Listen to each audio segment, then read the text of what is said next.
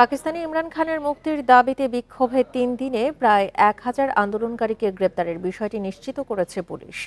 যদিও ইমরানের দল পিটিআই এর দাবি এ সংখ্যা ৪,০০০-এর বেশি।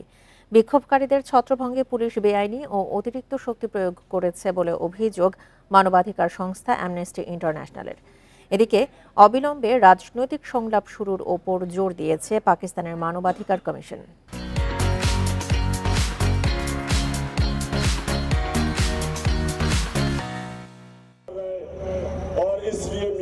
রাষ্ট্রীয় উপহার নিজের কাছে রেখে দেওয়ার অভিযোগ সংক্রান্ত মামলায় গত বছরের আগস্ট থেকে কারাগারে রয়েছেন ইমরান খান। সাবেক এই প্রধানমন্ত্রীর মুক্তির দাবিতে নানা সময়ে বিক্ষোভ করেছে তার দল পিটিআই। সবশেষ কারাগার থেকে ইমরানের নির্দেশকে চূড়ান্ত ডাক অভিহিত করে ২৪ নভেম্বর থেকে ইসলামাবাদ অভিমুখে লং মার্চ শুরু করে পিটিআই নেতাকর্মীরা।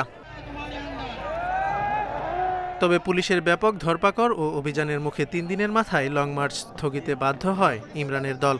ইসলামাবাদে প্রবেশ করেছিল পিটিআই এর ১০,০০০-এর বেশি নেতাকর্মী ও সমর্থক। এদের মধ্যে প্রায় ১,০০০ আন্দোলনকারীকে গ্রেপ্তার করে পুলিশ। ঘটে হতাহতের ঘটনাও। তারা আমাদের লোকদের ওপর নির্বিচারে গুলি চালিয়েছে, অনেকে শহীদ হয়েছে, শত শত লোক বুলেটের আঘাতে ভুগছে। আহতদের তথ্য শিগগিরই আমাদের কাছে আসবে। গ্রেপ্তার হওয়া নেতাকর্মীদের তথ্য আমাদের কাছে আসছে। পুলিশের বিরুদ্ধে বিক্ষোভকারীদের উপর বেআইনি ও অতিরিক্ত শক্তি প্রয়োগের অভিযোগ এনেছে অ্যামনেস্টি ইন্টারন্যাশনাল। পিটিআই নেতাকর্মীদের গ্রেপ্তারের কারণ খতিয়ে দেখার তাগিদও দিয়েছে সংস্থাটি। এদিকে ইমরানের দলের সঙ্গে শাহবাজ শরীফের ক্ষমতাসীন দলের অবিলম্বে একটি রাজনৈতিক সংলাপ শুরু করা উচিত বলে মন্তব্য করেছে পাকিস্তানের মানবাধিকার কমিশন। পাকিস্তানের বিষয়টি জটিল আকার ধারণ করেছে। এটি কিভাবে শেষ হবে তা ভবিষ্যৎবাণী করা কঠিন।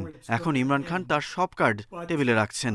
তার ব্যাপক জনপ্রিয়তা রয়েছে, এই বিষয়ে কোনো সন্দেহ নেই। তবে দেশের মানুষের কল্যাণ বিবেচনায় আলোচনা ও সমঝোতার বিকল্প নেই।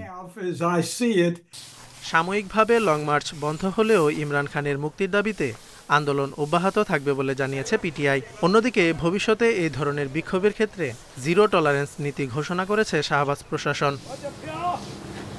Zobayer Hussain, Independent news.